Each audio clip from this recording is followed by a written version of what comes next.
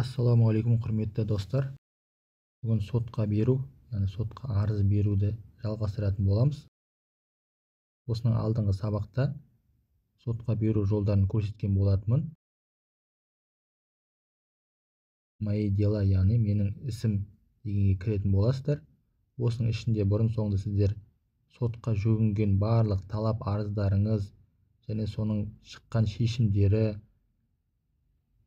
және де соттан келген хабарламалар барлығы осы жерде тұратын болады. Міне бізде ең соңғысы 15 наурыз күні келген екен, 2023 жылы 17-12-де. Осы жерде қай сот өкілдігінен, яғни Ақтөбе, Алматы, Астана ма, сол барлығы нақты жазылып тұрады. Және судьяның аты, және онда секретаршының аты барлығы жазылып тұратын болады. Және соттың делоның нөмірі жазылып тұрады. Дело осындай күндегі деп барлығы анық жазылып тұрады.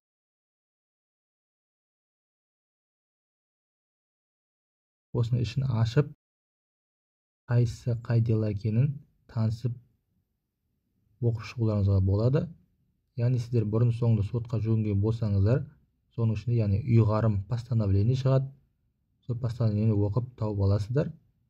Ал сотқа беру үшін сервисіге кіресіздер.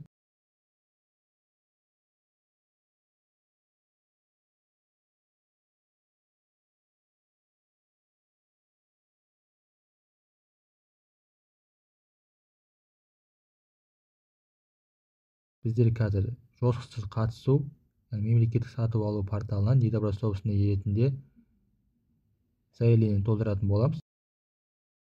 Сол себептен бізге осы жерден өзімізге керектісін таңдап алатын боламыз.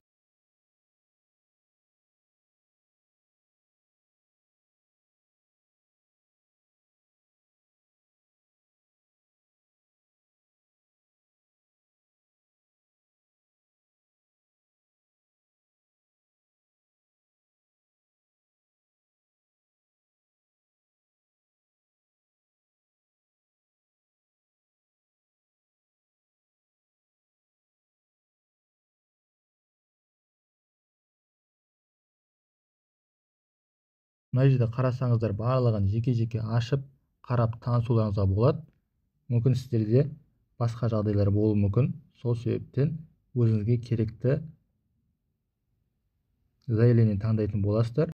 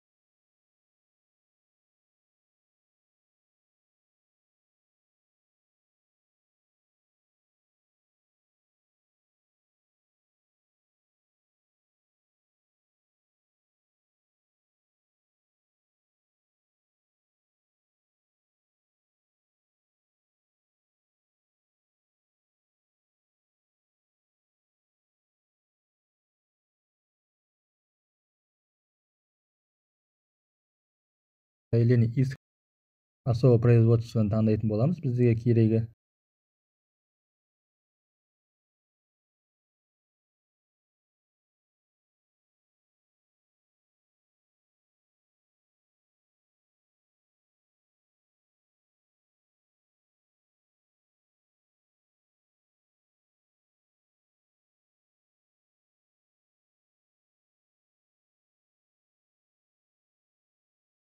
размер каждого прикрепленного вами файл не должна превышать 20 мегабайт деп шығып тұр. Яғни сіздер өздеріңіздің құжаттарыңыздың барлығын біріктірген кезде 20 мегабайттан аспау керек. 20 мегабайттан асып кететін болса құжаттарыңыз қабылданбайды. Және көп жағдайда кейбір принтерлер сканерлеген кезде өте көп мегабайтты алатын болады. Соған да мән беріңіздер. Оны Google-ға салып, басқа PDF-ке ауыстырып, яғни форматын кішірейтуге болады. Судебный кабинетке қалай кіру үшін, қалай толтыру үшін өзінің 1, 2, 3, 4, 5 этабы жазылып тұр. Біз бұның бәрін жасадық. Астыда подать заявление деген тұр. Яғни сіздер қазақша берсеңіздер де, орысша берсеңіздер де сайт осылай тұрады. Подать заявление басқан кезде бізге заявление ашылады.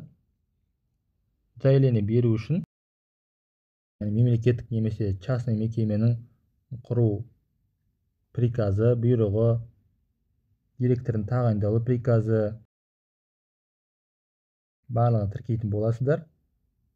Отырған договорлар, келісімшарттар және ценовой приложениелер ойнатылғаны және оның протокол итоғы шыққаны, казанчесіне өткендігі уведомление және поставщикке жазған хаттарыңыз, мекеменің уставы, яғни барлық тізімдер менде бар. Маған WhatsApp-қа шықсаңыздар мен жазып беретін боламын. Мына жерде біздер вид производства по делу исковый таңдадық. Яғни исковын таңда, егер сіздер қате таңдаған болсаңыздар, мына жерде категория дела деген ішіне шықпай қалады. Сізге өзіңізге керектісі шықпай қалады. Содан мән бересіздер. Егер керектісі табылмай қалса, қайтадан исковый заявлениеге барасыздар да. Мына жерге по делуды дұрысын таңдайтын боласыздар. Біздер қайтадан таңдадық.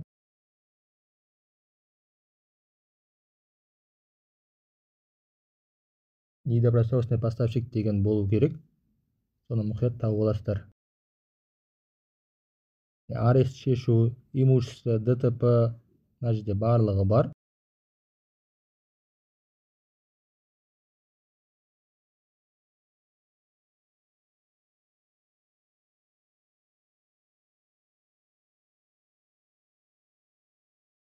Мына жерге бізде қазір оң жағында мекеменің атауы болғандықтан мен ПП әрпімен жауып тастадым. Мекеме көрінбеуі тиіс.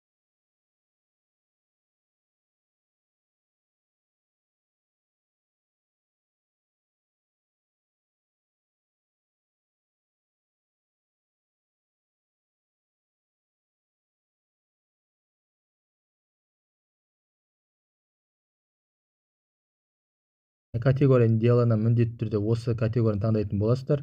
Мұқият мән беріп жаттап алыңыздар. Характер заявления не имущественный, яғни бізде ешқандай имущество қажет етпейді. Имущество яғни бір мекемені алу, сондай болған жағдайда бізге ондай қазір қажет емес. Сосын астына добавить участниканы таңдайсыздар. Яғни истец және ответчик дегендердің бәрін таңдап, получатель барлығын таңдайтын боласыздар. Заявление отдельно бір PDF-ке тіркейсіздер. Ал қалған документтерді барлығын бір PDF қылып, екіншісі ретінде болып тіркейсіздер. Яғни заявление бір PDF және де мекеменің құрылуы, договордың көшірмесі бір PDF қылып тіркейсіздер.